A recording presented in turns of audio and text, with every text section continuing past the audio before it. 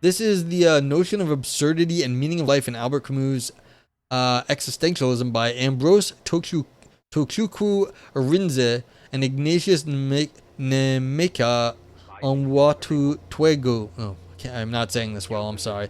Onwatuegwu. Okay. I apologize. Reviewer 3 rejection, yeah.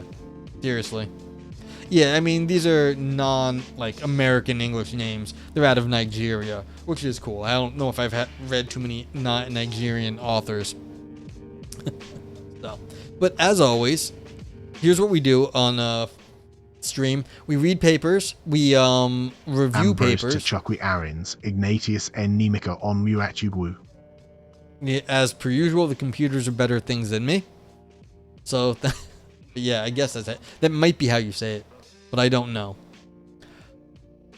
And yeah, and as always, we review these papers at the end. If you stick around, you get to be, and you're here at the end of the stream, you actually don't have to stick around, you just have to show up at the end. Then you get to rate the papers. We have a system of using emotes, and you get to use the emotes and rate the papers, and we'll go up on a review site. Hopefully, I will get back to work on that after the end of this month. I'll have a little bit more time, and then this will be on the higher up on the list of things to do. So, yeah. Most people I know from Nigeria speak better English than me, by the way.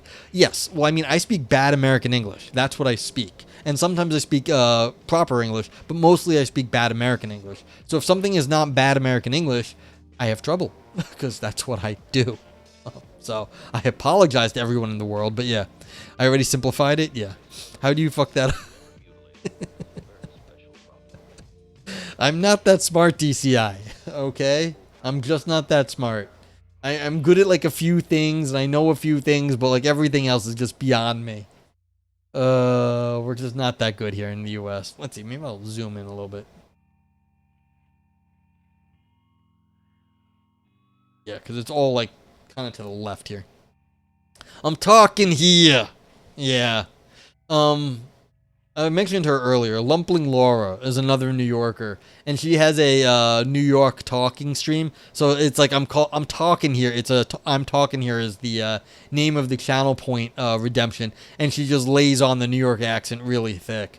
I don't know if I could even lay it on thick, but like she has an I'm talking here redemption. So you'd be like, yeah, I'm talking here.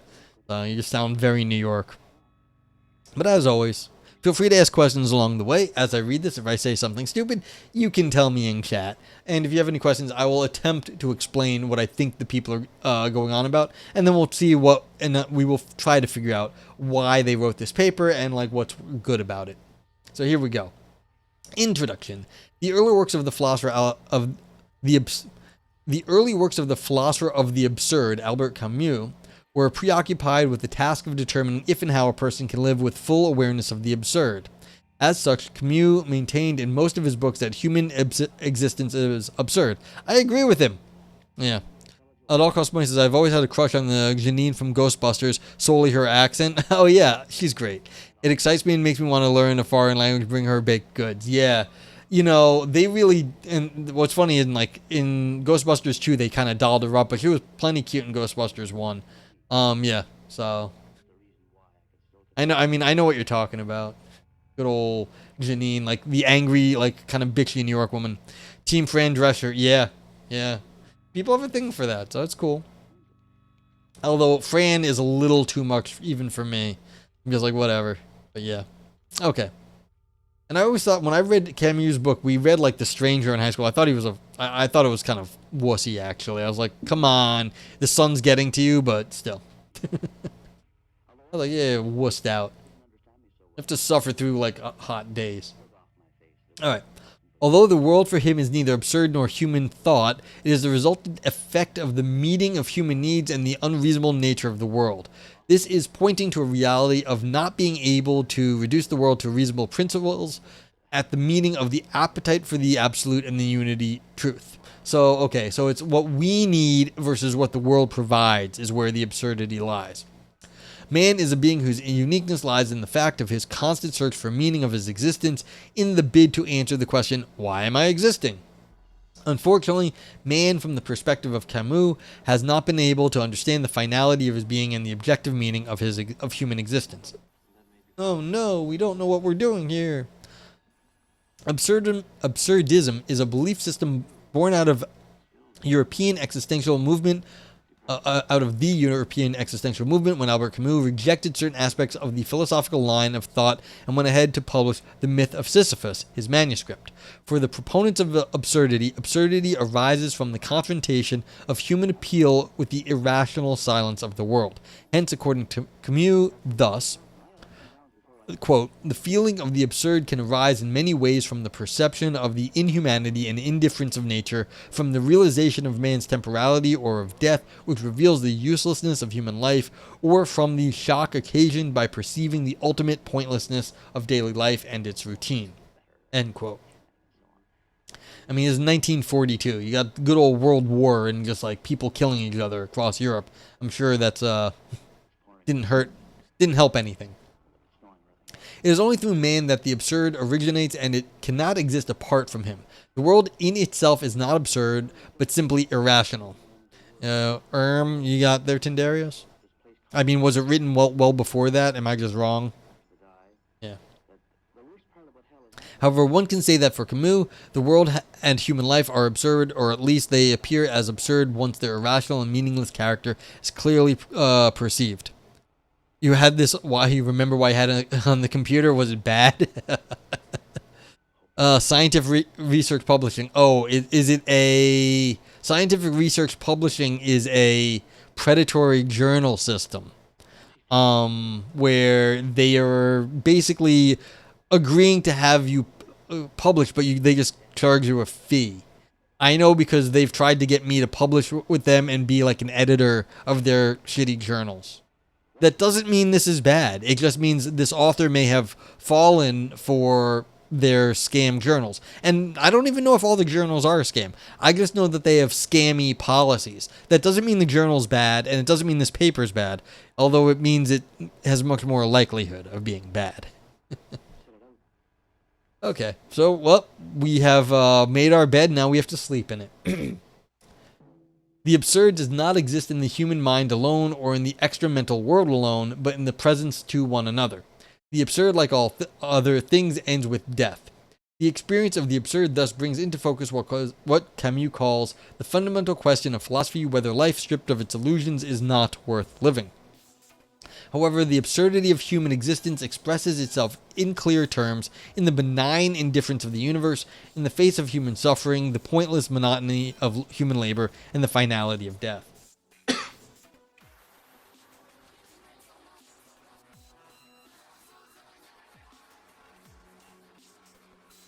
Nevertheless, does the full acknowledgement of the meaninglessness and absurdity of life necessarily require suicide? Although much of our life is built on the hope of tomorrow, yet tomorrow comes and brings us closer to our grave, which is the final enemy of human existence. Camus objected here that suicide will only amount to surrendering to absurdity, even to give in to a leap of faith into metaphysical domain is irrational and self-deceptive. I think I'm missing some more grammar.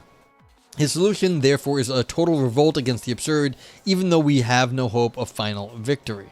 So yeah, we have to fight against the absurd. I mean, is there only one kind of absurd? Maybe there are multiple kinds of absurd, and some of them are worse than others. Maybe you only want, maybe there's some absurds that really aren't so bad. Maybe that's okay. Maybe we should, if there isn't only one absurd, then it might not be so bad. Now, if they're all bad, then they're all bad. What are you going to do? But still. Okay. The genealogy of the term absurd. Yeah, so maybe that's where the author is going. I don't know. The term absurd has acquired wide and diverse connotations in modern philosophy, theology, and the arts, in which it expresses the failure of values to fulfill man's needs. The word has its etymological origin from the Latin word absurdus eum, meaning unreasonable, out of place, foolish, ridiculous, discordant, etc. The absurd, therefore, means something marked by an obvious lack of reason, common sense, proportion, or accord with accepted ideas. It is that this is illogical or logically contradictory, thus meaningless. The theory of absurdism is in a way closely related to the theories of nihilism and existentialism. I'm losing it. It was first with its modern implications by the It was first with its modern implications by the Danish philosopher Soren Kierkegaard. Yeah, see, we're missing an I here. Kierkegaard. Who developed existentialist philosophy by confronting the crises humans face with the absurd. The social environment that stimulated absurdist views and allowed for their popular development was provided by the aftermath of World War II. As a belief system, absurdity was born particularly when Albert Camus abandoned certain aspects from the philosophical line of thought of the European existentialist movement. Soren Kierkegaard, yes. I mean, but there's always an I, and it's missing the umlauts on the O. So, yeah, we're a little bit not getting the grammar here. So, yeah. I mean, there is no other philosopher that this could be. There just isn't. Alright, according to Camus, the origin of the absurd was from the conflict of man not being able to rationalize and explain his existence in human terms. He holds that reality as a whole poses this peculiar problem for man, whose rationality cannot help searching, looking, struggling, and critically looking at life in general. So he said, quote, "The odd state of the sour in which the chain of daily gestures is broken, in which the heart vainly seeks the link that will connect it again, as it is, as it were, the first sign of absurdity." End quote. In the myth of Sisyphus, which is the chief work of Camus, he, quote, "considers absurdity as a confrontation, an opposition, a conflict, or a divorce between two ideals. Having specifically defined the human condition as absurd, as the confrontation between man's desire for significance, meaning, and clarity on one hand, he concludes that recognition is the only defensible option." For Camus, the full awareness or sudden experience of the absurd leaves the individual with a choice: suicide, a leap of faith, or revolt. Alright, so the world doesn't care about us, and it's not going to make sense in our terms. So any of our attempts to make sense of the world, I mean, he's a bit of a pessimist here. We're not making any sense, which I'm not sure, that doesn't really track. We make some sense of the world.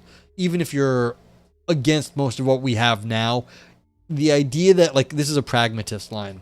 The idea that we don't figure things out can't be right. We have to figure things out because we'd all be dead otherwise. Like, evolution wouldn't work if everything that happened in evolution was not, tracking something in the world. Same with, like, sort of human civilization. If it wasn't doing something, human civilization would also sort of, like, just been more harmful than evolution, and so evolution would have stomped on it. So we're not getting things wrong all the time. We have to be getting things right. And like I said, there's a pragmatist point. It's not me being clever. This is someone else being clever. I think it's Charles Sanders' Peirce. Claudio says, "I'm going to watch Star Trek and eat some pizza. Good night, everyone. Have some fun. Good luck with everything." Yeah, thanks. Have a great night, Claudio. Appreciate you stopping by, and I hope your Star Trek and pizza go well. So, yeah. Hey, what's up, Luke? So if you recognize that the world is absurd, but, like, it can't be, this is the problem. I don't think it can be, like, fully absurd. The world does not care about us. I don't think about that. But, like, that doesn't mean we can't figure any of it out. So suicide, I mean, if there's some things we can figure out, then that kind of puts a damper on suicide, because it's like, well, okay, well, you just want to get out of this ridiculous world. But it's not, for me, it's not completely ridiculous. Leap of faith also, it's like, all right, well, you have to fight against it. That could be called a leap of faith. Or revolt. I'm not exactly sure what the revolt is. You just accept the absurdity and be more absurd. Now, that might also be the right thing to do. Like, that might be the best way for us to go forward. Yeah. I mean, so I don't see, like, suicide just seems like you could, but it seems to be just very, final when we, in my opinion, you actually have the opportunity to do stuff in this world.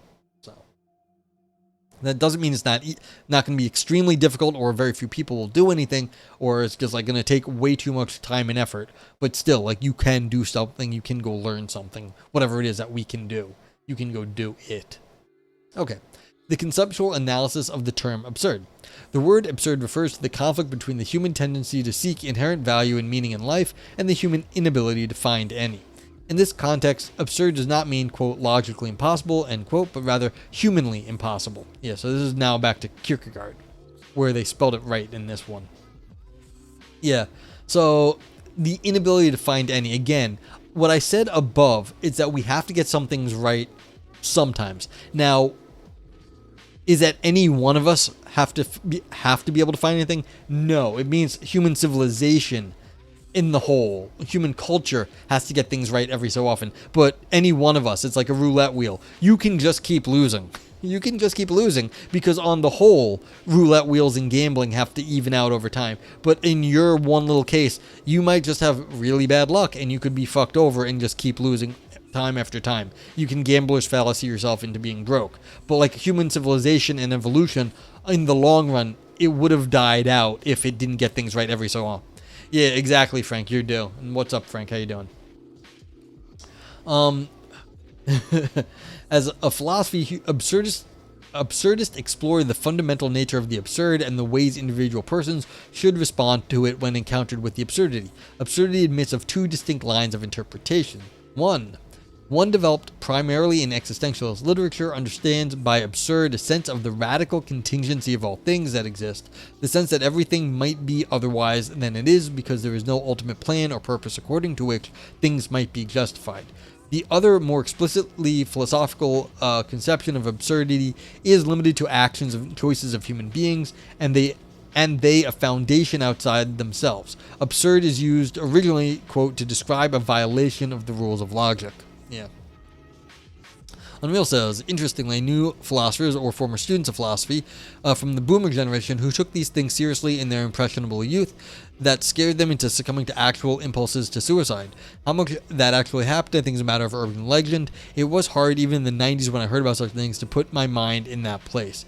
Yeah, well, sure.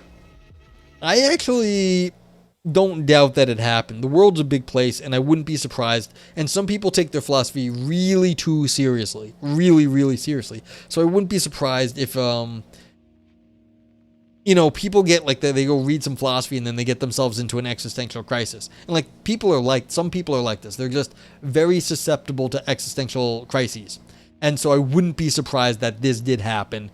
And it happens in different ways. Like, the boomer generation may have read like this absurdist stuff, thought, oh God, what are we going to do with ourselves? Like World War, like, oh, this is our parents and I have nothing to do. I have no like great fight. And then they just, they got themselves into an existential crisis. Other generations, I feel like we have different battles to fight. And so maybe this happened, but it'd be, of course, in some limited thing.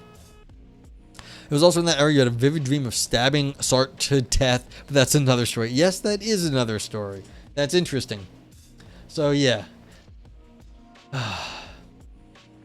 This is interesting, just like to note. Encyclopedia Americana as a reference. I mean, this is interesting. So what... Like, they're referencing an encyclopedia for a quote of, like, 2 lines of interpretation. That's usually, like... I reference the Stanford Encyclopedia of Philosophy, but like only for general stuff. But this is interesting. Maybe I don't know what this Encyclopedia Americana is, but it's not. I don't think it's a philosophy encyclopedia. So it's interesting that that's a very old encyclopedia. I had a set of those growing up. Yeah. So the idea that this person referenced the Encyclopedia Americana is like that's in a philosophy setting is a little weird. But again, that doesn't mean what they said was wrong. Just stand like World Book Encyclopedia Britannica. Yeah. So why would you reference a Britannica in a philosophy paper? That's not a normal reference. It might be okay, but it's just a little weird that to see this sort of reference here. I mean, this is going to like, we're not entirely sure who the opening journal of philosophy is. This doesn't make it bad. It was just, just when I stopped there and had that on screen, I'm like, I haven't seen a generalist encyclopedia referenced in a philosophy paper in a while. Yeah, so it's just a standard encyclopedia. Okay. All right. So thus, I guess, absurdism refers simply to the lack or absence of connecting links that hold things together, like when things are breaking up and falling apart. Yeah, so we don't have any sort of like meaning thread that runs throughout our world. It's just different things. I'm with that sort of thought. I don't know if there's any grand way to put it all together. Camusian perspective of the absurd is in terms of this lack of connecting links that hold things together. He summarized this view thus: if I accuse an innocent man of a monstrous crime, if I tell a virtuous man that he has coveted his own sister, he will reply that this is absurd. The virtuous man illustrated by the fact by the reply that the definitive antinomy existing between the deed I am attributing to him and his lifelong principles. It's absurd means it's impossible, but also it's contradictory. Yeah, so it just makes no sense. Luke says there's probably other things more predictive of suicide than existential philosophy: isolation, lack of engagement, things to care about, poor sleep, little to no physical activity, poverty, major life stressor, etc. Oh, I completely agree, Luke. But the question is, did this absurdist philosophy actually drive some people to be like, oh God, the world's absurd, I cannot keep going on? I bet there were a few people like that. Now, that's because the world's a very big place, and there's a lot of people, and some people are prone to this crap. But I don't mean to be crap. I don't mean to be crapping on people who have existentialist crises. But, like, people who are going to take this very, very seriously and then decide, like, well, they can't live because of it. So, yeah. You download because there was a topic Nigerian author. Just forgot about this. Want to know if the paper were good at all from that show. Well, we still don't know. This has just been a history of the terms. That's literally all we've gotten so far. So we've just gotten a background. I don't know if it's any good. It's like they haven't really, again, I should say, I know very little about this literature, so I can't tell you if this is a good interpretation or a bad interpretation. I'm just going off what I read on the page, so I don't know. But as of now, I haven't seen any fuck-ups. But then again, they haven't done a whole lot either. They've talked about the history of the word and some general takes on the meaning. Okay. From this, we can see that absurd refers to the lack of harmony between two or more things, like the virtuous man and is being accused of covetousness. It is thus unreasonable to say that a virtuous man coveted his sister. Even if it happens in a possible but probable situation, it is unreasonable and contradictory because both poles have no common link holding them together. In this regard, absurdity becomes an absence of connection between what is and what ought to be. In affirmation of this, Eric Fromm holds, quote, that breaking up of connecting links holding things together is absurdity, end quote. Also, that which defies the human reason is said to be absurd. Since by nature man desires to know, he wants everything to be explicable in human terms. Once it is not, it is absurd. Okay. Eric Fromm, yeah, I don't, again, stuff I don't know about, but I know the name is a somebody. Okay. 4. Explanation of the concepts. Before we fully understand how Camus treated and viewed the human condition and its predicaments, it becomes pertinent to explain some of the concepts he employed to achieve this. We got absurd man. It was just written wrong, and it was spelled wrong. Eric. Oh yeah, the Eric up here. Yeah, I was like, the last name looks fine right there, but then I realized, yeah, you got the Eric was misspelled. You know, since they are Nigerian, maybe they had like translations, and maybe they would have left the name the way it was. I was like, I wonder if they just had like a bad Nigerian translation, but that wouldn't make sense either. Yeah, and it's like there's no reason to think their English looks perfect at this point, or near perfect, so they don't get a pass. Their English is too good. They get no passes. Okay, explanation of the concepts. Before we fully understand how Camus treated and viewed the human conditions and predicaments, it becomes pertinent to explain some of the concepts he employed to achieve this. 5. Absurd man. Albert Camus holds in almost all the pages of his work, most especially, quote, the myth of Sisyphus and the stranger, end quote, that the life is full of absurdity, that human nature and existence is absurd. In his effort to explain the absurd nature of human existence, he told various stories like the ancient Greek myth of Sisyphus, the story of Don Juan, the serial seducer, the story of the conqueror, the warrior, the story of the conqueror, the warrior, the story, I don't know what that is, the story of Meursault as found in the stranger, and others. The ancient Greek myth of Sisyphus brings out fully what absurd man is.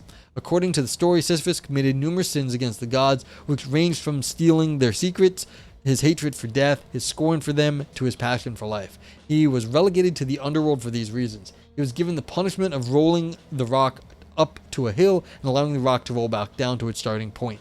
Having seen this punishment as what would last forever, having seen this punishment as what would last forever, this weird constructions though, Sisyphus accepted this as his faith by constructing a passion which helped him in serving this penalty.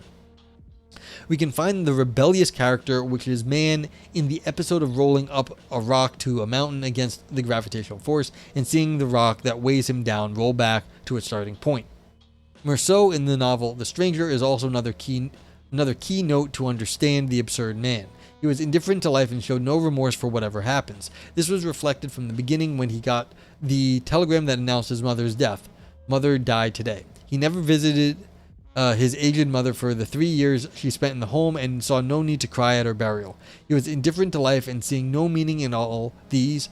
Instead, he preferred smoking cigarettes. Yes, he's smoking cigarette and making love to Maria after the burial. He lacked feeling, as was seen in his answer to Maria when she proposed marriage to him. That was the question had no meaning, but declares his willingness to marry her if that would make her happy.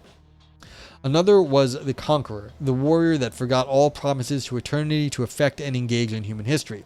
Our weapon for happiness amidst all these absurdities of death, agonies, frustration, etc., are the smile on the faces of our loved ones and good memories, etc., and our losing them constitute death, just as you are. Yeah, see,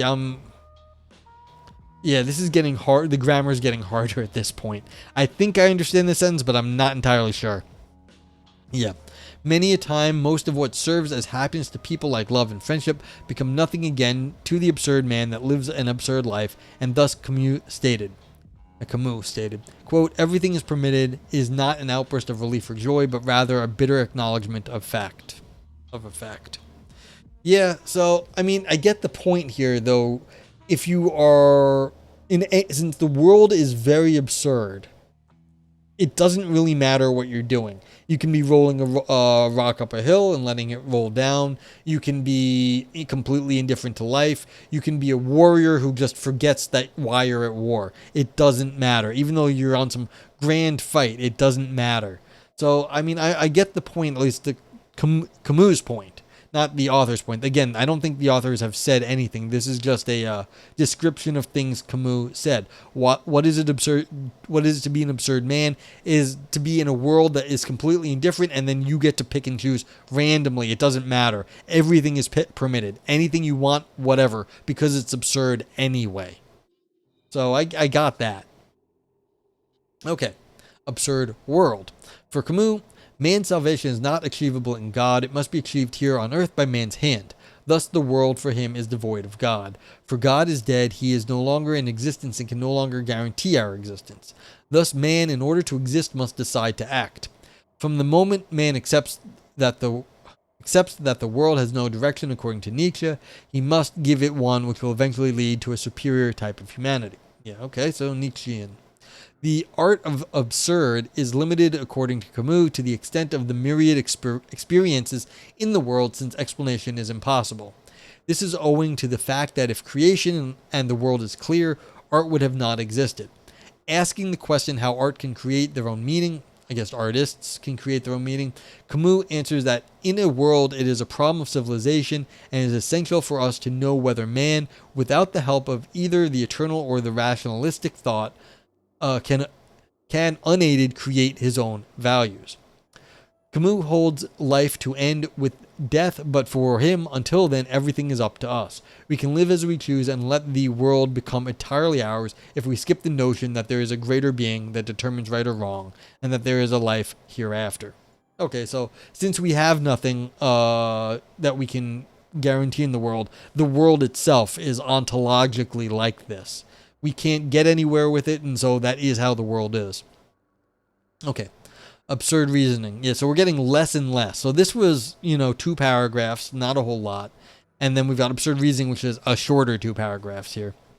For Camus, since everything, the world and life is absurd, facing it is like struggling against it. Having expressed man's fruitless endeavors in the world that is devoid of God and meaning, with no eternal truth or value, Camus raises a vital question whether the full awareness of this meaninglessness and absurdity inherent in life is worth suicide.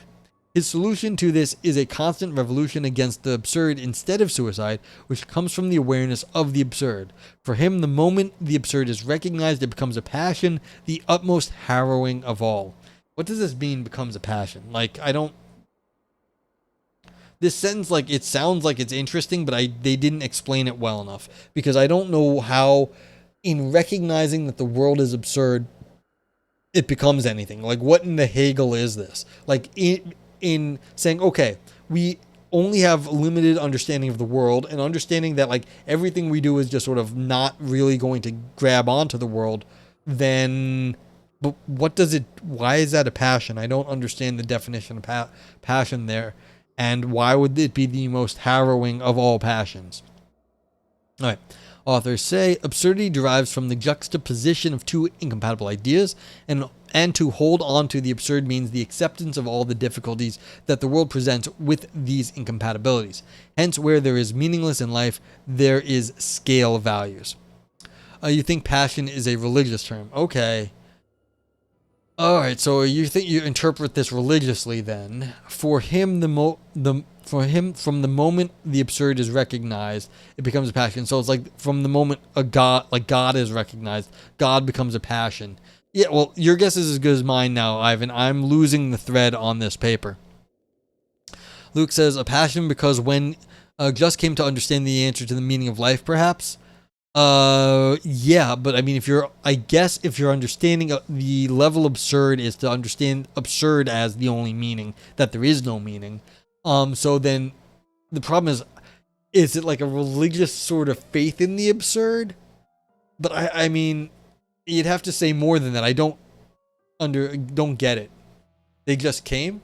Because when they just came to yeah, I'm not entirely sure either. Like, so if you finally come to understand something about life, the absurd, like then you become passionate about being even more absurd or something along that way. See, I mean, then there is scale values. Like the problem here is I've lost what's going on. I don't understand. Frank says, quick rule comes from the Latin word pati, to suffer, to endure.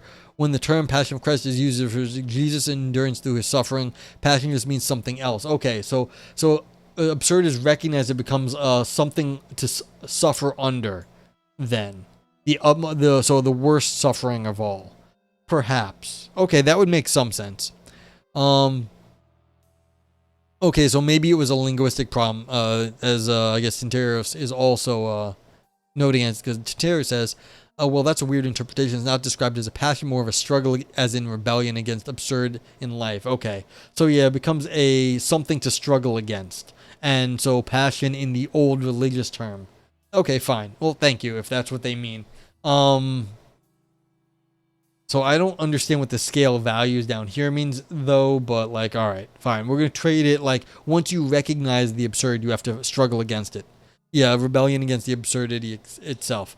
Okay, that's better because like this made no sense to me. Okay. You know, when I was younger, I was fatalistic. Like when I was a teenager, I was fatalistic. Like, so fatalism is basically like, it's kind of a weird determinism. It's not determined by science. You just think things are going to happen one way or the other. So it's a non-scientific determinism. It's like, it's not just determined by rules. It's just determined by like, shit's going to happen. And so it's like, once you if you also help, because I thought the world was kind of absurd. So things were just going to happen and there was no real control there. And so one, as a teenager and you want to fuck around, it absolves you of a lot of responsibility, which was useful when I was a teenager. And then two, it's like, it also kind of makes sense if you're in this sort of like weird, you know, like adolescent sort of funk. So yeah, I used to be fatalistic, but now I've just given up on it. Yeah, I argued myself out of fatalism. I don't think it's correct. Lumpy admits roaring potato sound. I'll do a little of that. Meeting minutes of reports where I feel productive. Oh dear Lord. President of the HOA, I wish you luck with the meeting minutes. So yeah. So when you're fatalistic, there's nothing to struggle against because it's all going to happen anyway. So, but like that's one of the ways I dealt with absurdity when I was a teenager. Angsty teenager, you get to be like, well, fuck it, I don't care. It's going to happen anyway. Okay. Camus and the absurd. Albert Camus, seeing the meaninglessness hidden in life, declared that human existence is absurd. He found out that there is no purposeful link in the individual part and the world after thinking deeply on the meaning of human existence, whether the individual part of human life are together in a purposeful web or whether there is any meaningful human life in general. Unreal says endless HOA meetings would be more likely to drive me to existential hopelessness. Yeah, that sounds like a Kafka book. Like where you're just in like endless bureaucracy It's like the trial or whatever from Kafka. He holds that human existence cannot be understood and unreasonable. Thus, absurd Camus refused to dissolve the disjunction between man and the world. Okay, so everything is absurd, and so even saying that us, the distinction between us and the world, that too is absurd. For him, there should be no pretense that the world is imbued with the intelligible meaning. And yet one should not kill oneself. We must unflinchingly sustain consciousness of the absurd with no respite. We cannot deny the existence of absurdity, for at every corner of the street, the feeling of absurdity strikes us in the face. Camus holds that the absurdity is the feeling that one must have to experience at some point in one's life, and that the existence of absurdity depends on metaphor gotten from our daily experiences of the ordinary absurdity, like any clash that is incongruous. You're not absurd. No, of course not, Vipers. Why would you be absurd? Tyndare says, in the end of the myth of Sisyphus, Camus writes that one must think of Sisyphus as happy, since he finds meaning in life due to rebellion against the absurd. So there is no inherent meaning, but meaning can be found in the struggle itself. Yeah, so like that's this rebellion that you can go still claim meaning even if the world's absurd. You can like define it for yourself. That's fine. Sartre's No Exit was about HOA meetings. Well, there we go. Now we have a solution to Lumpy's problem. Go read Sartre. Okay.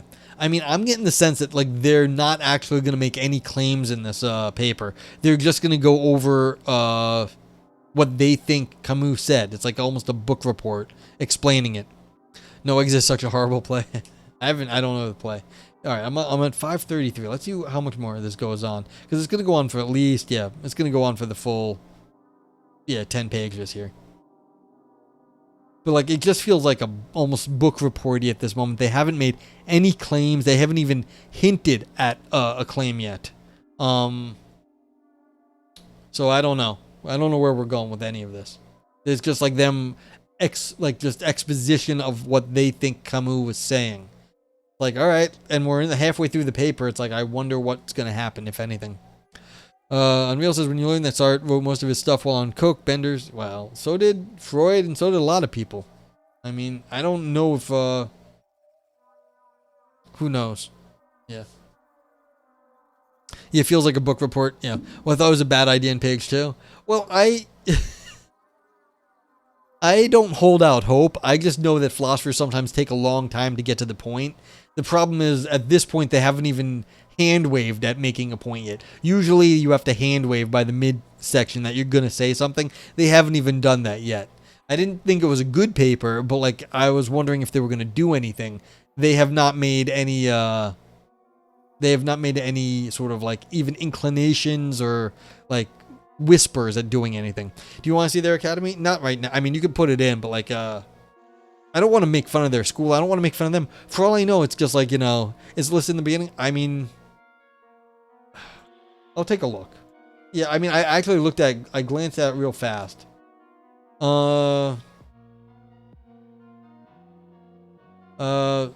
It's in Nigeria. I don't know anything about this. Yeah, Nnamdi Azikiwe University, Akwa, Nigeria. Like, fine by me. Like, I don't know anything about it. Yeah, it's like a seminary. Okay, let's take a look. I mean, just because something's in the middle of nowhere and doesn't look very good doesn't, Okay, it's a seminary. Like, yeah, this looks more like a religious institution. I mean, but that's fine. A lot of philosophers work in, like, not, like, academic, that big of, like, academic-y things. Like, I mean, yeah, sure. Like, this looks like a sort of religious place, but, like, there's no problem with this, actually. I mean, there's a lot of, like, what it looks like. Like, it's okay.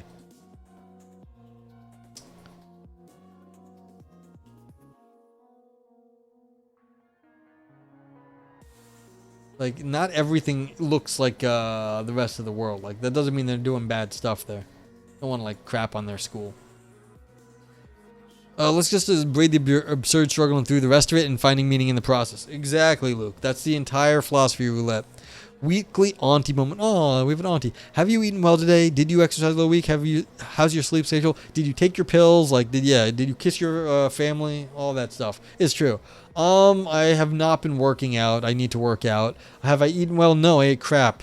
I was very busy at work today, and I need to put the air conditioner on in my room because I left it off yesterday and it was too hot, and I rolled around all night. So no, I have not been a good Noah.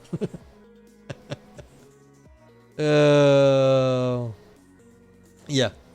Hey, but we find meaning in absurd papers by giving them reviews at the end. Even in their failure or their successes, we still get good content out of it. That is the entirety of streaming. Whether the video game or whatever you're doing is bad, it doesn't matter because the streaming is hopefully good. You get better at streaming by making content out of a shit game. Not every game is going to be the best game. And frankly, most games have downtime too that aren't that good. Even in good games, there's going to be bad spots. So just like every other time, we make content out of the bad philosophy. You sometimes do plies while listening to stream. See, that is productive. Like, yes, you're on Twitch, but you can be doing other things while on Twitch. That's good. Am I saying it's virtuous? What's virtuous? What's the reference of the it there? I was just saying you were making good use of your time, Ivan, but I don't know the reference of the it. Like, what's up, Simone Riley over on Kick? How you doing? I'm on the treadmill right now? Exactly. So I know some people stream it like on the go with their phone. So like they go walking while streaming and like then they're on mobile Twitch. It's like, yeah, reading and learning is good. Yeah, exactly. So, I mean, this is Philosophy Roulette 548. Now, not all of the papers have been academic philosophy, and of course, some of the papers that we read are better than others, but I've read 500 and something philosophy papers on Twitch now. Like, really. So, like, is that worth something? Yes. What exactly it's worth? I don't know. But, like, it's worth something. So, you know, and Terry... I've told this before. I haven't mentioned it in a while. When I told people first that I was doing this, the people who knew me were like, are you tearing, like, are you just, like, tearing people to shreds? Are you just, like, ripping their papers apart? I was like, no, I'm trying to be nice. I'm trying to say stuff. And then after a while, I was just like, no, just say when they're bad. Don't just try to, like, forgive them. It's not worth it. Yeah, exactly, Tindarius. This is kind of like a book report. It's like they just haven't said anything. And so it's not like... It's just, you know, it's more like a summary. Now, is a summary interesting? It's okay. It's not the worst, but it's not that interesting either. So, Simon says, what are you doing right now? I don't get the topic you're talking about. Okay, so what I do here, this is called Philosophy Roulette. That's 548, as you can see right there. I grab a random paper off the internet. There's a website called Phil Papers. You can see at the top it says Phil Papers. And this is the professional philosophy database, basically. It's like IMDb for, there's no ratings, but it's more like LinkedIn, IMDb for philosophers. And what it is, we just grab papers off of it, we read it, and we try to explain it. So, thank you for the follow. So, I am reading this paper, The Notion of Absurdity and Meaning of Life in Albert Camus' Existentialism, and we're just trying to figure out if it's any good. Usually the papers, these are professionally published research papers in philosophy, so usually they're making some claim. This paper here doesn't seem to be saying jack shit. So we're just talking about it. Now, I don't think it sounds like they've read their Albert Camus and they have an understanding of Camus' existentialism. I just don't think they're saying anything new about it. So, but that's what we're talking about here. Yeah, and I'm sorry, it's like, I didn't check the Twitch rules, but I don't have combined chat, so you only see the Twitch chat below me. But those are the people I'm talking to in Twitch chat. But hello, Kick. I'm also broadcasting on Kick. See if I guess I have a few people watching. So, but thank you over on Kick for hanging out. Yeah. So, yeah, you get it. Okay, cool. Yeah, so this is just, and, I did not update paper. So let me, I didn't put the link in. Bad streamer. So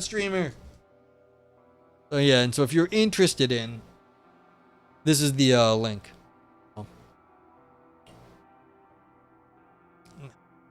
Yeah, and if you haven't been here before, as I guess you haven't, anyone who is new in, there's a review system, and everyone can participate. You get to use emotes. There, like you can see these in the Twitch chat below. Like these are Better TTV emotes. So if you have Better TTV extension installed, because I want everyone to be able to use them, you can use these emotes as a review system. And like, yeah, they all have meanings. And so at the end, I'll explain it and you get to do it. And then will go up on a website where people can like read the reviews of this paper and say, hey, this person liked it, this person didn't. So it's like, yeah, that's what we do. Okay, let's get this done though. Okay, when familiar things are juxtaposed in the unexpected ways, absurdity comes into place, which often seems to be funny.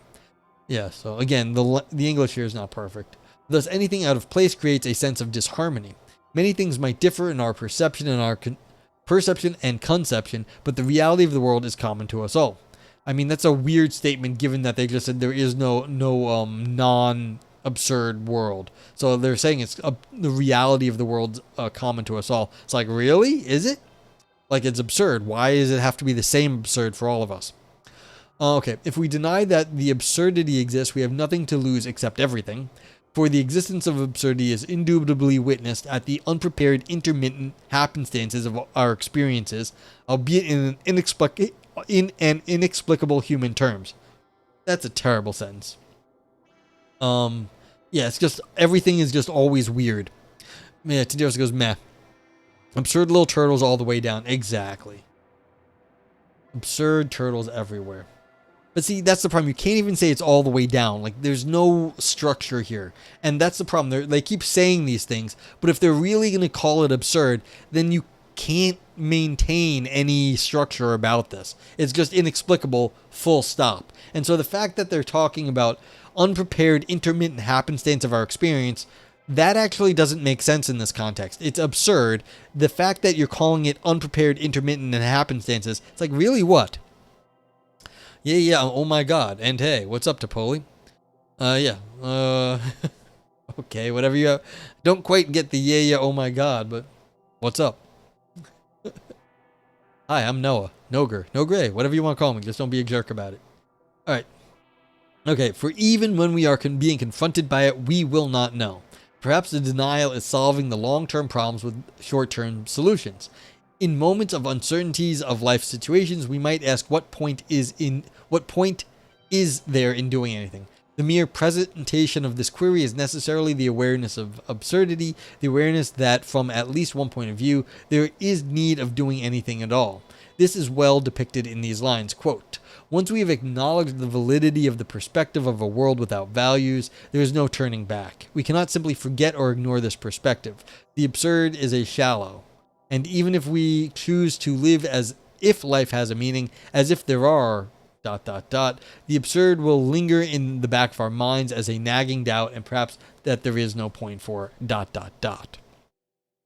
For Camus, certainty of knowledge is not possible, and it is equally irrational. In this vein, he firmly maintains the inability of science to explain the world. Every scientific endeavor necessarily ends up in abstraction, metaphors, and meaningless. I think that Ivan would agree that every scientific endeavor necessarily ends up in abstraction. If the sentence stopped there, they may have had some fans, but like it did not stop. It went to metaphors and meaninglessness. In emphasizing the absurdity of human existence, Camus, through insisting that the world is meaningless and yet maintains that he is very sure of something that has meaning in it. This something is no other than man, as man is the only creature that persistently insists on having meaning. Hey, I gotta use all your buzzwords. Yeah, it's true. I gotta have neural nets, I gotta have abstraction, and what's your other buzzword? I don't know. Oh, and Bayesian, Bayesian something. So we've got Bayes, we've got abstraction, we've got a neural net. Yeah, okay. Got there. All right, thank you, Ivan. You're right. Paradigm? Hey, what's up, Chocolate Mint?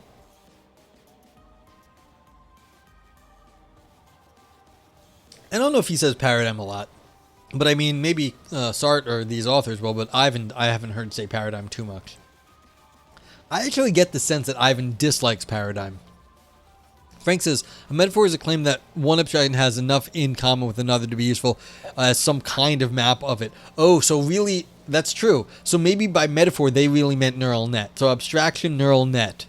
And meaninglessness, well, that just means base. Okay. No, but it is a buzzword. Yeah, that's true. That's fair. It's just not an Ivan buzzword. We were talking about Ivan once. So abstraction, metaphor just means neural net. So abstraction, neural net, and we'll just call meaninglessness is another word for base. Oh, yeah. Okay, there we go. Funny joke.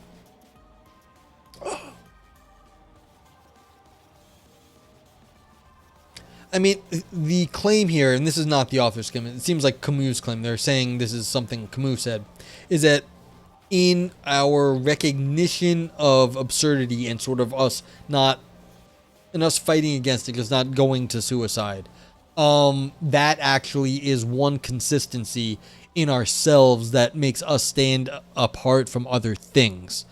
I guess that is a claim. I don't know how, if you're really saying that the world is absurd and there's no distinction between the world and person, because that distinction would be absurd, I don't see how you get to make the claim also that us recognizing that the world is absurd is something that's consistent. So I don't know how, if these authors are accurate to what Camus meant, that Camus can consistently claim that about people, like as an existential claim about people, that we recognize the absurdity, because we wouldn't be able to really hold on to this for long enough to say, well, this is how people are. Okay. Yeah, see, this is the problem. So man is the only creature that persistently insists on having meaning. Well, that's something that is like natural to humans over time and is not absurd. It's just what we do. Now, it might be absurd in face of the world, but that claim about us seems like a claim of knowledge. This is what we are, an ontological claim. And then the next sentence here is, seeing the background that cannot be explainable in human terms. Okay, so the background. But like even then, like you're still claiming something about people right there, like right here. They're saying that. All right, we say that absurd is unintelligible and irrational. As such, the limitation of human reason stands bare to us. Since it means that man cannot account for certain phenomenal manifestations in his spatio-temporal existence, he sees himself, perhaps, looking like a stranger in his own abode, where he should be in charge of what happens. On this, Franz Kafka stresses, quote, to say that something is absurd is to speak of that as denying the authority of reason. The idea of absurdity is that it hinders the smooth flow of reason. Blaise Pascal, yeah, so they've got this backwards. Blaise is his first name. Blaise Pascal did not resist the protest that the last proceeding of reason is to recognize that there is limitation to its reason. Blaise, they got this backwards. As regards the absurdity of man's place in the world, Camus points out. Now this right here, just like, let me point it out. They're just throwing quotes at us from big names at this point. This is just a appeal to authority. They're saying Kafka said this and Pascal said that, and they don't even understand that Blaise is his first name, not unless this is somebody else. But I don't know name Pascal Blaise and not Blaise Pascal. So like this is just really funny. Like if this is actually the case, it can't be. Like Pascal 1996. Let me go say. No, Pensées. This is Pensées is Pascal's book, not Blaise's book. Dear. Okay, so now this is devolved even into like I was hoping it might be grad student work or like an intro grad student. Now we're getting into like undergraduate level. We're just gonna throw some quotes up and hope like it makes the point for us, because we're not actually arguing for anything anymore. We're just going to say, oh, this is what it was and this is how we're saying it, because this is what some other famous people said. All right. So long as the mind keeps silent in the motionless world of its hope, everything is reflected and arranged in the unity of nostalgia.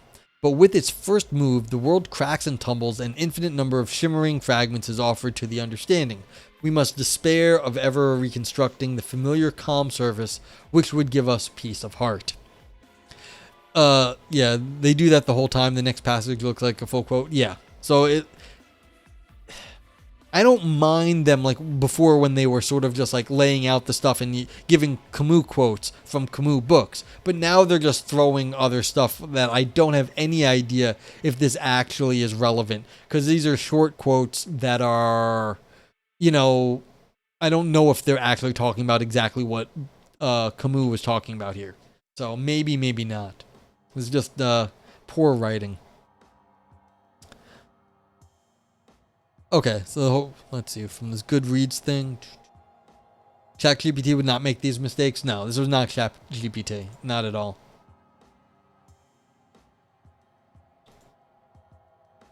I mean, or it wouldn't write like this. It would make different mistakes. Okay. Yeah, so this is from the Myth of Sisyphus, this quote. Yeah. And I was just looking. Okay.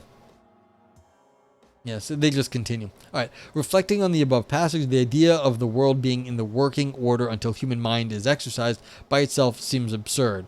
To the question of what part is essentially absurd, Camus thus emphasizes, quote, "This world in itself is not reasonable. That is all that can be said." Yeah, see, that's what I was saying earlier. Camus is not a fool.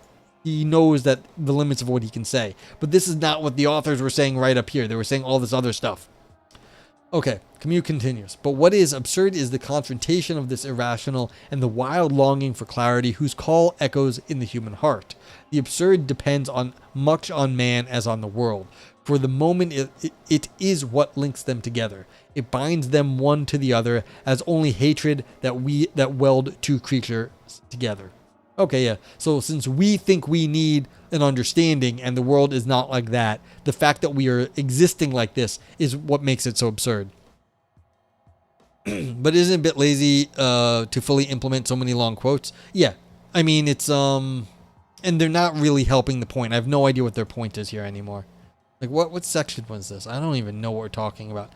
Camus and the absurd. Okay, so this is like a bunch of ideas that they are just putting together. They're not saying anything. It's not even lazy. It's that it's disconnected. So if it'd be lazy if they had a point and then they just threw a bunch of quotes to support the point. I don't even know what the point is at this point. Like I've lost the thread of what they're doing in the paper, and it's not interesting to say, well, they're proving the absurdity of the world. It's like, no, then why did I bother reading your paper? I didn't have to read your paper in that case. So it's worse than lazy. It's that I don't think it makes sense what they're doing. Like I don't quite understand what the point is. Okay, but they say, from this, the absurdity jumps out and it is not the universe or man. But they said that earlier. The concept of, they said in the first fucking page that it's the man's relation to the world. It's not either of them. So maybe the journal is not the best. No, maybe not. They definitely didn't do their grammar check. The concept of absurd as that which cannot be comprehensible is seen in the finality of man, which is death. For man in every era has been haunted by the terrifying possibility of total extinction, as he lives in a constant presence of the inevitability of death. Death is therefore seen as that which is related to the meaning of life. You see, this follows nothing from what has been said earlier. You know, like none of this is what, like, death is therefore seen as that which is related to the meaning of life. That was not argued for at all. We were talking about absurdity this whole time, not there. Being on Phil papers is not a mark of goodness, Tindaris. It means it was published in a philosophy journal that at one point may have been seen as legitimate. Phil papers is only a light filtering of journals. You should do a streamer promo for Grammarly. You're leaving money on the table. Yeah, maybe. Unreal Brian. And Grammarly is how I make sure all my sentences like read well and sound good. Don't like, yeah. I mean, I think Grammarly is they're on the generative AI train now too. It's like, yeah, just have us help you write your paper for you. All right. It is one of those things that is bound to happen sooner or later. That's so deep. Death is bound to happen sooner or later. All right, for whenever it is used, it is in reference to life. Man's life is in motion towards death, and that is why the existentialists believe, quote, that existence which is absurd ends with death. Internet. Look at this. This is the greatest reference ever. The internet has spoken, 2010. Who is this? Is there anything else other than internet referenced here? They referenced internet. Oh my god. Just internet. It doesn't even. Oh my. Oh man. Yeah, this is the one of the least well written papers we've ever gotten on Philosophy Roulette. So yeah, that made the paper. Yeah. This is I think taking the cake for the worst written paper. I've had other stinkers before in terms of bad philosophy. This is the worst written paper we've had.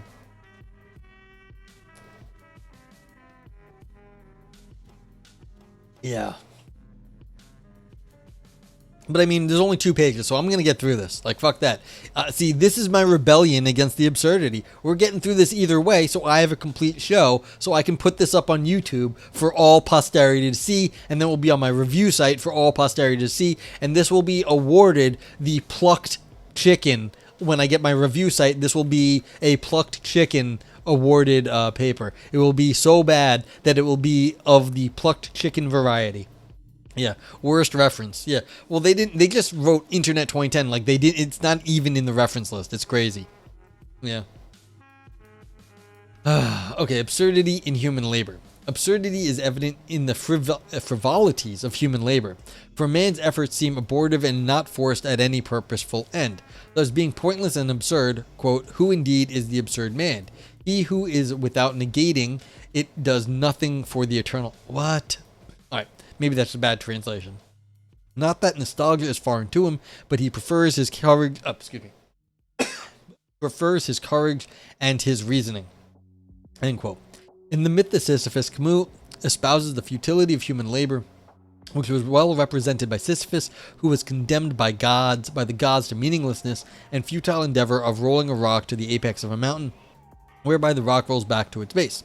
This he does constantly with every effort and energy, but each time he succeeds in rolling it up, the rock goes back and he starts again unendingly.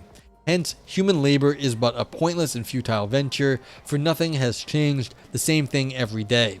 In making clear the futility of human labor, Antonio Perez Esclarin said, quote, you get up every morning, take a bus, go to work, go to lunch, and then go back to work, and so forth. Then one day you ask yourself suddenly, why? And filled with boredom and disgust. Yes, I mean, welcome to capitalism. Well, welcome to modernity, maybe. But, yeah. There is no more dreadful punishment than futile and hopeless labor. Oh, Camus. Yes, hey, Ruth. Yes, how you doing? The funny part is the Camus quotes in this paper are actually the best part of the paper. The paper itself, this is the single worst written thing I've ever read on Philosophy Roulette. Yeah, such a hard way to live. Yeah. I mean, the funny thing is, people like their jobs. Like, speaking of Retheus, some people, like, you go to work, it's like, maybe you, not that bad. Like, you like it. So it's like, okay, you get to have paid for things you want to do.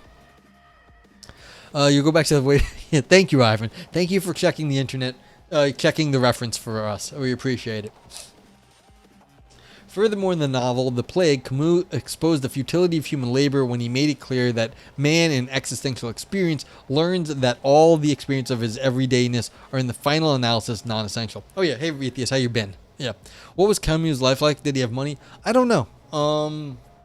I don't get the sense that he was bad off. Yeah, I think he got popular. Like, I think he was okay. I mean, this would be a quick Wikipedia, but I want to get through the end of this. I mean, I think he was famous during his life, so yeah.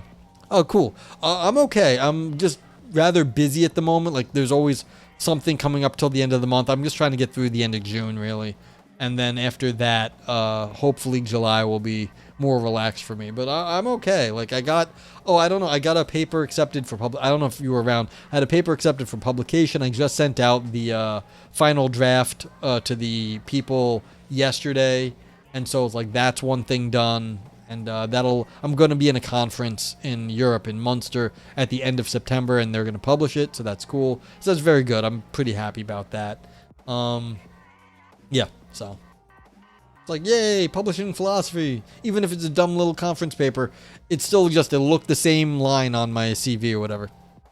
I got to think about what to do, Ivan, about that. I haven't done anything particularly special for it. Like I said, the end of this month is, I've just got thing after thing for the next little bit. I did spend a little bit extra money on, like, when I went out and got like a few beers like one night, like when I had first heard back. I didn't do too much though. I got to do something nicer though. Yeah. Thank you, Luke. Lumpy says Camus had a great life. He was a Pied Noir, but gained fame in successful sport and was popular with women. Yeah. Yeah. So kind of middle class for his time, was able to go to university. Wasn't a Kardashian or anything though. Yeah, I think he had he was not hard up. Like he had a pretty decent life. Yeah, life isn't absurd until you pretend it's meaningful, right? No. Camus just thinks. I mean, it's a serious question. I think Camus just says it. You think it is absurd. Like you should think it's absurd, because that's how it is. He died in a car crash in his 40s. Oh, that sucks. But okay. Yeah, I mean that it's one of the funny things about like contemporary philosophers. Like you hear about all these crazy deaths back in the day, but like there are a few people who just die from like car crashes and like brain aneurysms and like some fucking thing. I don't know. Oh, that's a good question. We did research. Oh, he was a passenger. Okay. Yeah, my guy did. Yeah. So, yeah. Yeah, so see, this is so funny. Like, so this doesn't follow. So all human endeavors for Camus is but a futile task, since at the end death will eventually strike. No, it's futile because the world's absurd, not because you die at the end. Like, this doesn't follow from what was getting said. Unreal says, I thought I inferred this meaning, but had to look it up. The Pied Noirs, French, Blackfeet, are an ethno-cultural group of French and other European descent who were born in Algeria during the period of French rule from 1830 to 1962. Many of them departed from mainland France during and after war, by which Algeria gained its independence in 1962. Yeah, see, I didn't know that either. I just knew he was like, alright, he was of some group and he had an okay life. Like, I knew he had an okay life. Okay, so we finally got to the meaning of life. For Camus, life is full of absurdity. Nevertheless, the realization of the meaningless and absurdity of life does not necessarily require suicide. Yeah, see, back to Frank's point. You're not pretending. It's just a realization here. That's all that's happening. I don't think there's any necessity that you have to ascribe meaninglessness. Rethea says, back before the stranger had context of making your hand fall asleep. What's that? I don't get it. I don't know. I'm starting to lose it anyway. It's over 2 hours. What happens to my brain? It's a crass joke? Okay. I kind of thought so, but I didn't know. Yeah, I didn't. Lumpy was like, did you sleep well enough? Did you get enough food? I'm like, no, I didn't sleep well enough, and I ate crap today, so yeah. That's funny, Retheus. Like a dead hand whack off. It's kind of funny. Yeah, The Stranger is a great book to read in your teenage years, but I was so angsty. I read it in high school, like as a part of school, and I was like, fucking pussy. Like that was my reaction to The Stranger. I was like, you fucking wussed out. I was like, you coward. Like that was me. I was like, oh. So. Catcher in the Rye. Yeah, I tried reading Catcher in the Rye. I couldn't get through it. I was like, I don't need someone else's. I'm with you there, Retheus. I was like, I don't need someone else's stream of consciousness bullshit. Like, no, thank you. Your friends and I were vibing to it. To each their own. So, okay. Even though much of human existence on Earth is grounded on the hope of tomorrow, yet this tomorrow comes only to bring about our nearness to the grave, which is the final enemy of earthly life. Yeah. Albert Camus hereby maintained that resorting to suicide as a means of escaping the absurdity of life will surely imply a total failure on the part of the individual person. This then will amount to surrendering to absurdity instead of bringing meaning to life. Hence, he advocates a total revolt against the absurd, even though we have no sure hope of ultimate victory. Yeah. Welcome to life. Yeah. Exactly, Retheus. Adults are hypocrites. Ah! Camus, therefore, resisted existentialist interpretations of his philosophy. This might be as a result of the fact that Camus, unlike existentialists, did think that there were times when circumstances or situations in life actually do force our actions. However, his position is surely very controversial. Nevertheless, for Camus, the awareness that life is absurd is already a move towards overcoming the meaninglessness of life. As absurd has no meaning, man must fully hold himself against and apart from it and revolt against it in all its entirety. Man can be able to hold himself apart from the absurd because he has the freedom to choose not to succumb to the absurdity or meaninglessness of life. Whether that freedom man should possess some grace that will enable him to give some sort of meaning to existence. With that freedom, man should possess some grace that will enable him to give some sort of meaning to his existence. Okay, this is just all like, you know, the author's hoping or Camus hoping. I don't get any of this. They're just like being like, you know, it's absurd, and then like humans can like fight against that because, well, they can. What the fuck? Okay. Lumpy says, Capturing the Rat had quite a few good nuggets in it. My favorite was when his teacher tells him that education is useful to be able to fully express your emotions, therefore living them more fully as well. That's a good point. Yeah. Rencoin, what's up? How you doing? Dropping by and saying, hope you're well, and if not, here's for a better time. I'm doing all right. I hope you're okay doing Rencoin. You're okay, Rencoin. Yeah. It's ideology, not argument. Yeah, this isn't even ideology. This is them attempting to just like state what they think is going on. Like, I don't even think this is ideology. It's like trying to be ideology. Alright. Freedom for Camus is unachievable beyond the absurdity of existence, what the absurdity of existence permits. However, the nearest one could approach being absolutely free is by way of accepting the absurd. Whoa. Losing it. He therefore introduces the idea of acceptance without resignation as a meaning of dealing with the recognition of absurdity. In a world devoid of higher meaning, the human nature becomes as close to absolutely free as is humanly possible. With this Camus' notion of acceptance without resignation in mind, the only means through which man can be free from absurdity of life, Brad? Who's Brad? Who's Brad? Brad admits that we are slaves to our uniquely human condition. Okay, so Brad 2011, down here. The absurd binds us to its terms, and we protect ourselves from the temptation of treating sources of meaning, our values, as absolute. This is a bad paper. Yes, this is the single worst written paper we've ever had on Philosophy Roulette. This is just not good. I don't know. I'm sorry. I must be a bad philosopher. I don't know Brad. I'm sorry. I don't know Brad. Like, Brad 2011. Who's Brad 2011? I got it. Brad P. All right. So there's somebody. Article posted in blog. It's a blog post. It's a blog post. Like, who the fuck is Brad? They don't even put a fucking link to the blog post.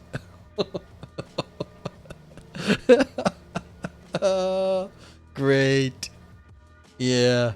I mean, to tell you folks the truth, this may have been, like, if this had been, I don't know, maybe these authors were trolling the journal just for shit and giggles, because I don't know if you can see, but like I just looked ahead for a half second. What does this, like, what's right here? Wikipedia. You're just like randomly referencing bullshit now. Like, they're doing it. Maybe this is on purpose. Maybe they were trying to show that the journal is absurd. This would be actually a kind of good troll if they were showing that the journal was absurd, because it started off not terrible. And now it's just kind of devolved into like ridiculousness. Read this. One time Brad told me dogs can't look up, so take what he says with a grain of salt. Frank says you need a reference to quote that says exactly what you wanted to say. You go to Brad. Exactly. Meta paper. The Brad abides. Yeah, trolling is exactly like if this is a troll, this is actually a pretty good troll. Like, now I'm worried that this is actually an excellent paper.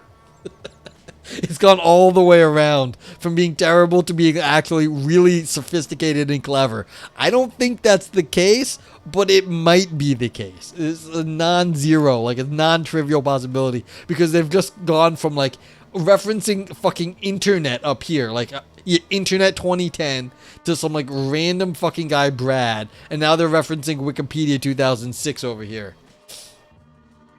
Nothing more absurd than writing paper absurd. Exactly. That's the Ouroboros. Yeah, really. Oh my god. I don't. Baggins speaking on this freedom. What? Is that like this whole quote is like referenced from Wikipedia? Some guy named Baggin on Wikipedia? Oh my god. Like, is that literally what just happened here? No, the link to Wikipedia is not here. Is there a Baggin? No, it's not even referenced there. It doesn't exist. All right. Yeah, exactly. Yeah, Bilbo. And Baggins is, yes. Shire folk. Okay.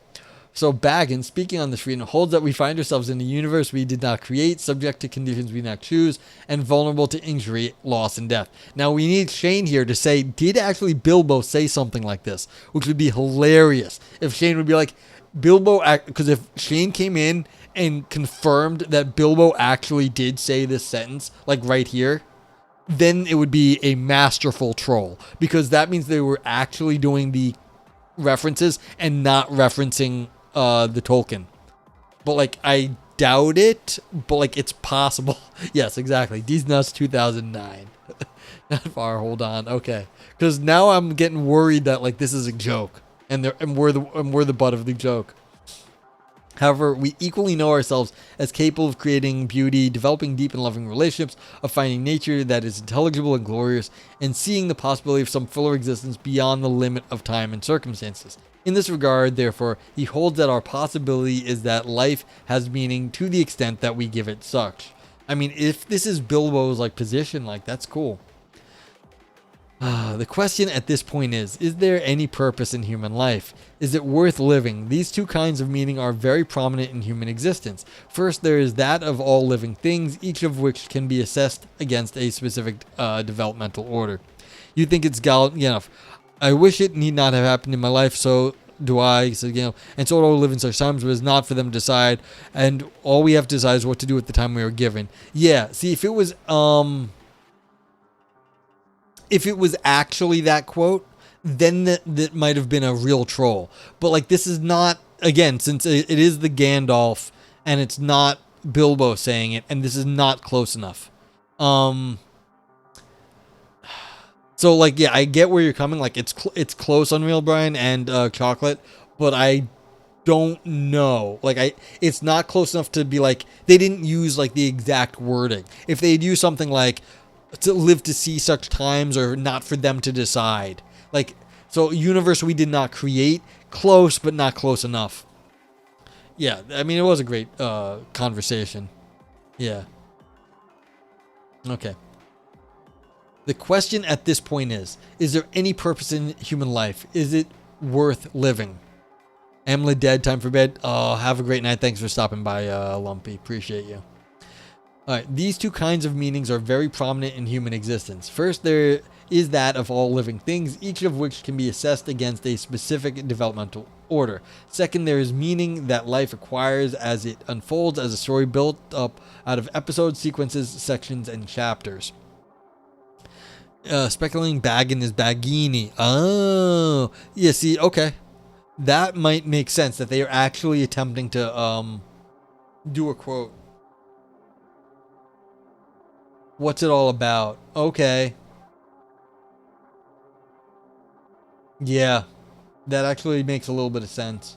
Oh, so you got the quote? Yeah, okay. Oh yeah, there it is, Baggini. Okay, you were right. Yeah, so but they didn't actually. It's not even in the reference list, which is really kind of weird. So it was Baggini. Okay. All right.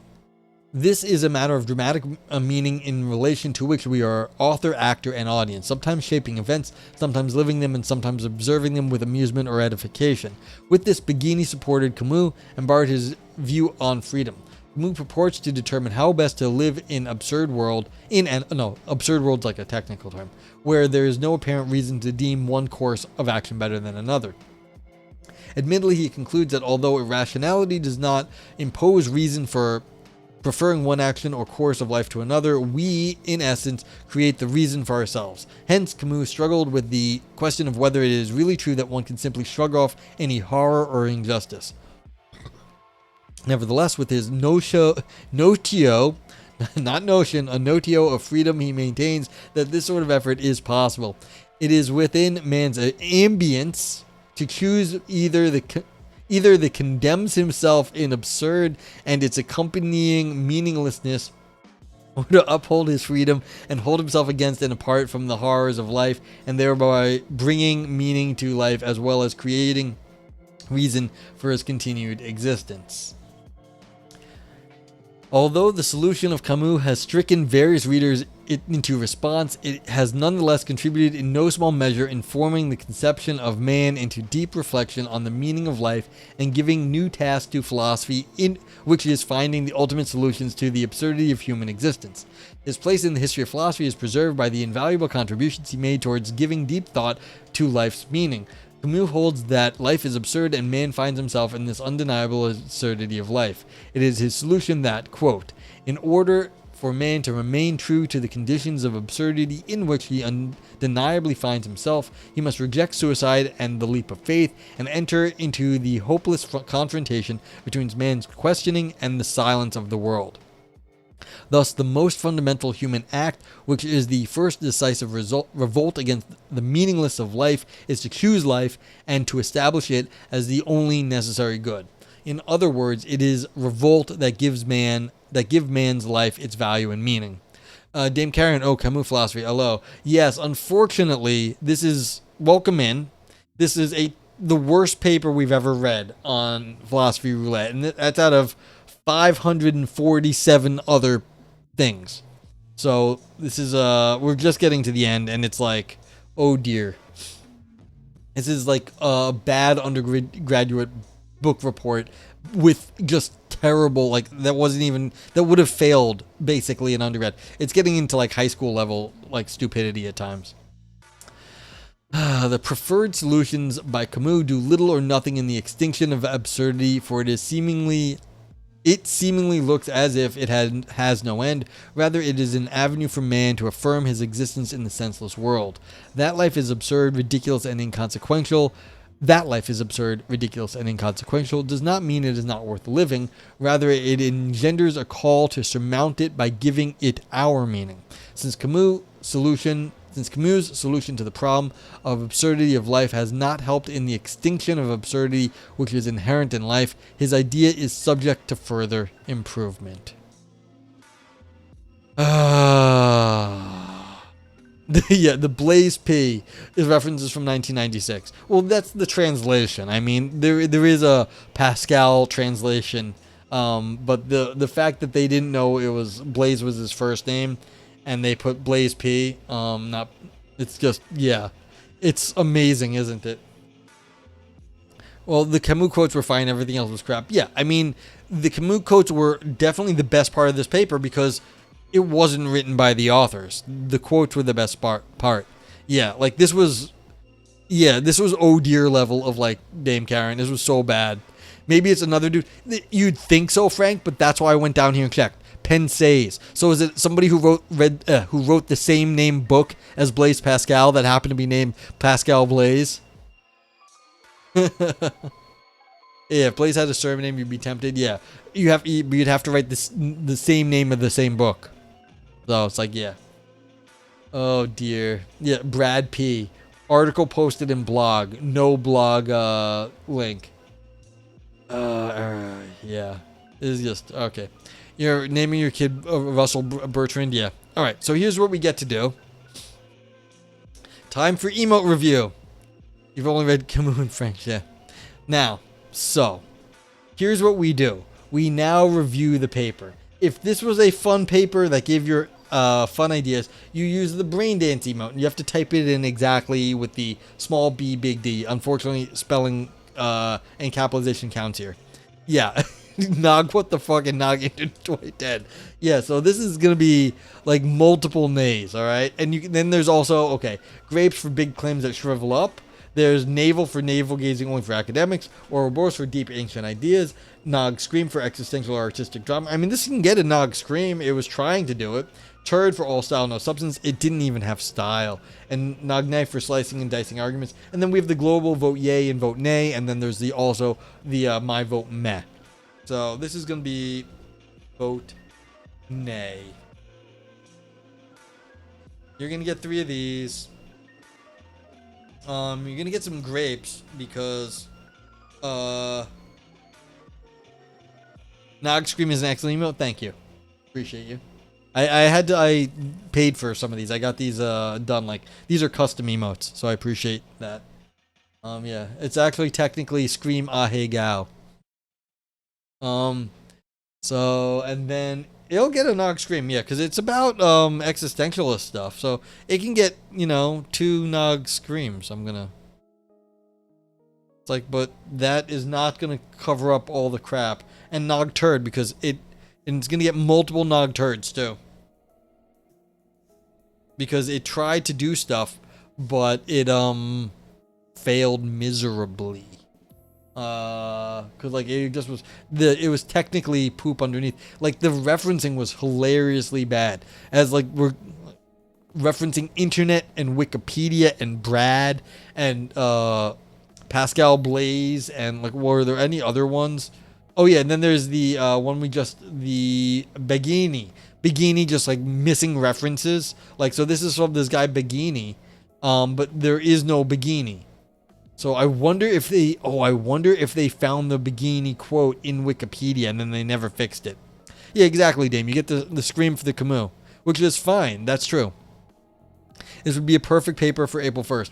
Like I was, oh yeah, dude. If this actually turned out to be trolling, like there was something at the end that was really tongue-in-cheek, like super clever, like if Begini actually was a Bilbo Baggins quote, like, and it was a perfect Bilbo Baggins quote, like that you had to like know some like deep lore on like Lord of the Rings, like someone like Shane would be like, oh my god, that's a great quote from Bilbo Baggins, then this would have been a brilliant paper, like a brilliant troll of a shitty journal.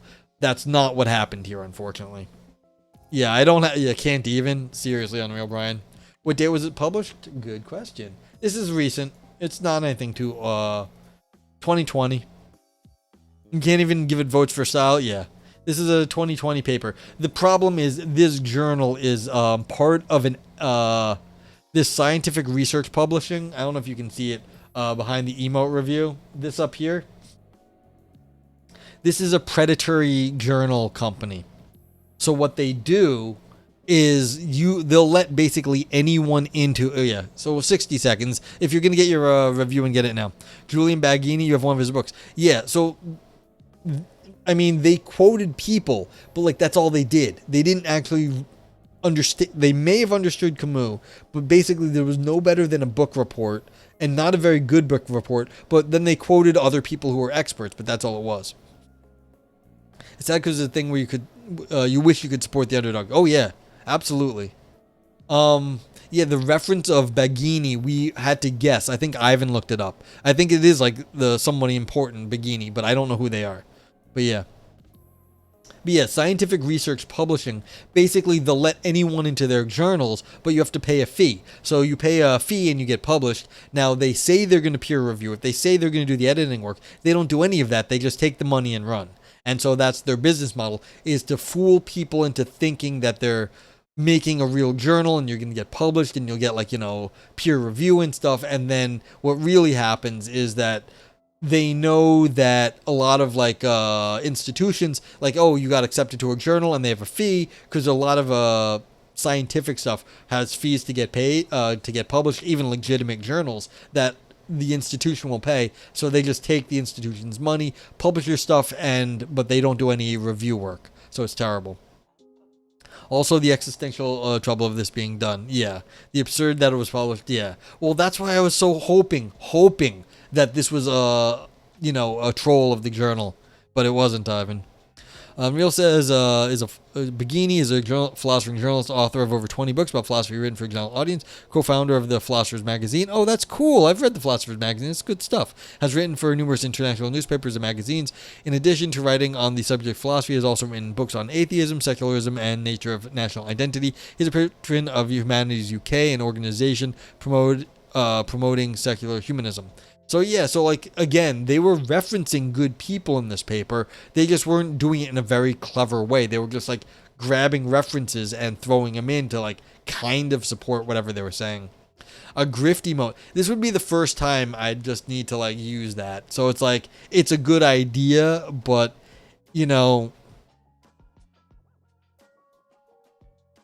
I do have this from one of the other, I have Scam, but like that's someone else's emote. But like, yeah, you can get like scam emotes. They're around every so often. So like, you can get like scam emotes. But yeah, thanks for rating it. All cost money. Appreciate it. But it's like, yeah, I don't hate the Camus.